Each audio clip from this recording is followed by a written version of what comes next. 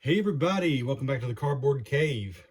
Here to do a little unboxing, unwrapping for you of a really cool vinyl album that I just saw and picked up from barnesandnoble.com.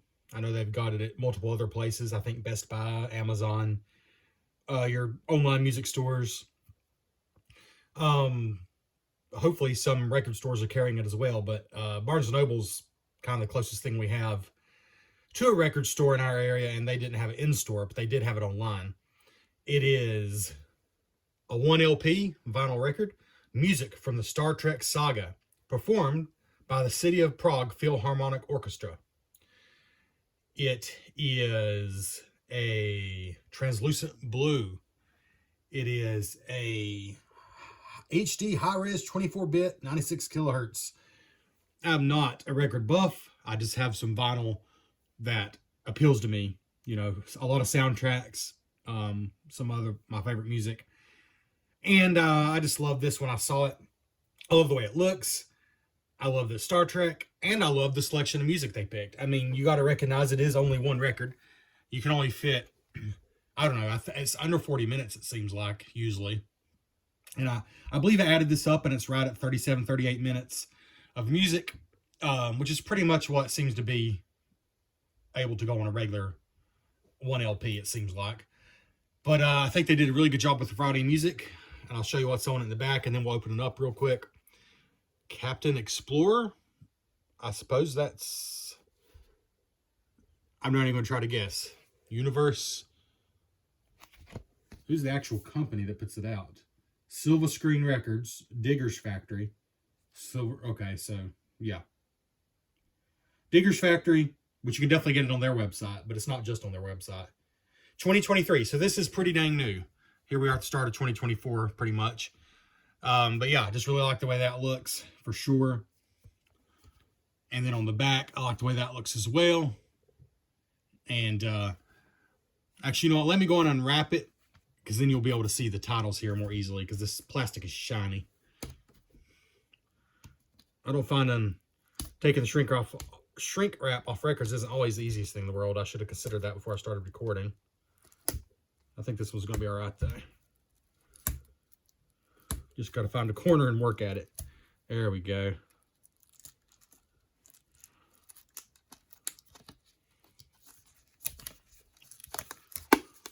There we go.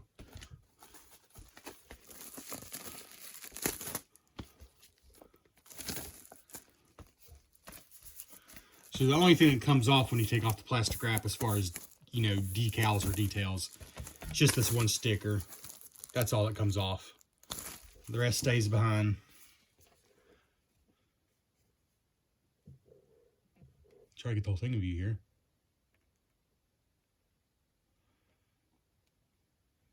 Okay. In the back.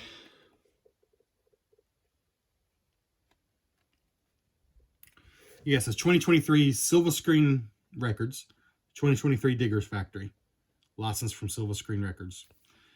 So it's a Diggers Factory production. Side A and Side B, again, it's just 1 LP. So I like the way they've done this. Basically, what you have here are the first 3 original series Star Trek movies, plus First Contact, Next Gen. Sorry, I should say it's not all of the music. Obviously, it's one track from the first 3 Star Trek original series movies.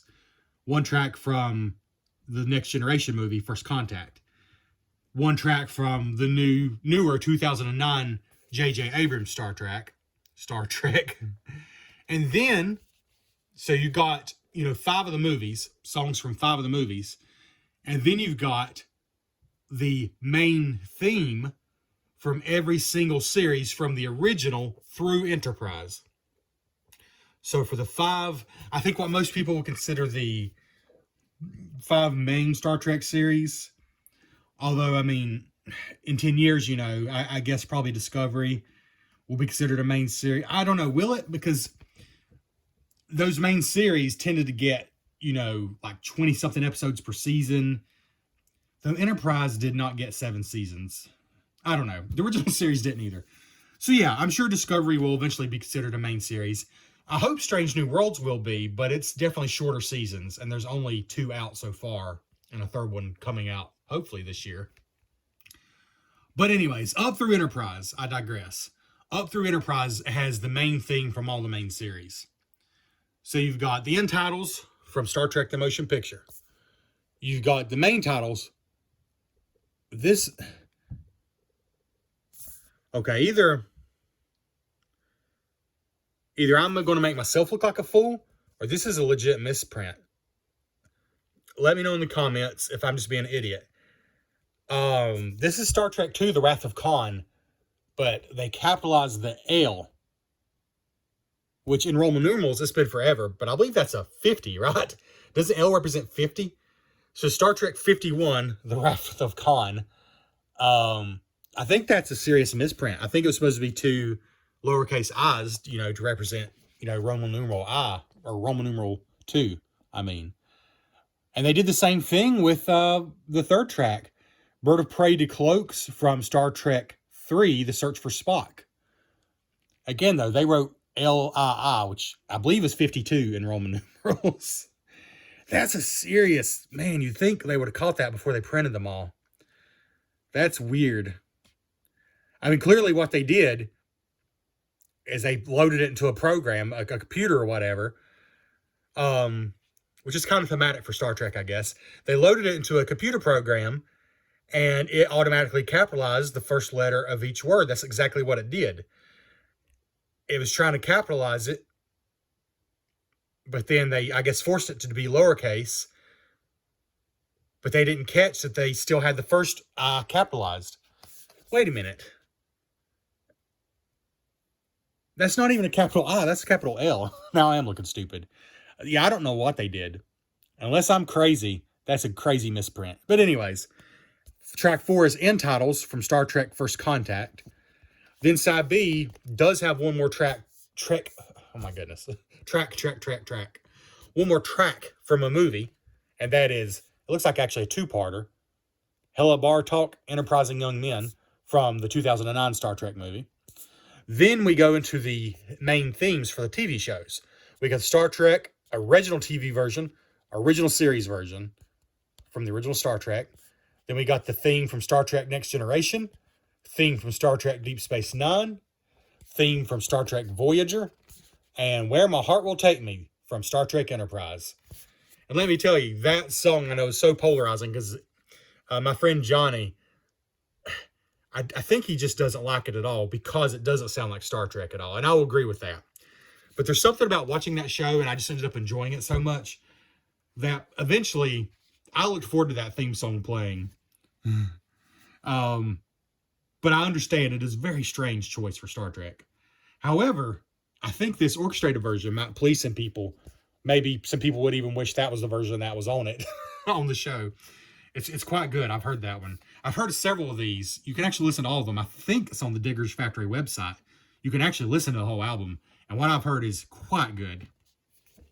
But let's go and open it up, because I believe the record itself is going to look quite good as well. So we can see right through here, you got, this is the side B that has mostly the show themes on it. That's very dark. Oh, and the other side has got mostly movie themes on it. And I realize I've got a perfect shadow of the phone right here. Sorry, I didn't turn my backlight on. This is supposed to be a quick video. I'm sure it won't be as quick as I meant it to be.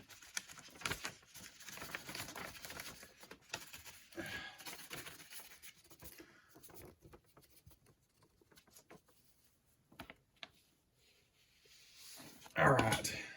So here is side A. I really do like the way it looks. Side A right here.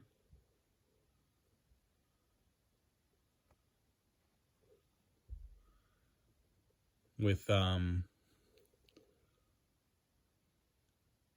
those 4 tracks, mostly, or those are all movie themes. Side B has got the red label. Very cool. It's very translucent. There's not a lot directly behind the phone, so you probably can't tell that, but And you got the tracks on that side. And I do apologize for the shadow. I will be sure to use my backlight next time. Yeah. Well, yeah, here, this shows how transparent it is. Here's Captain Kirk.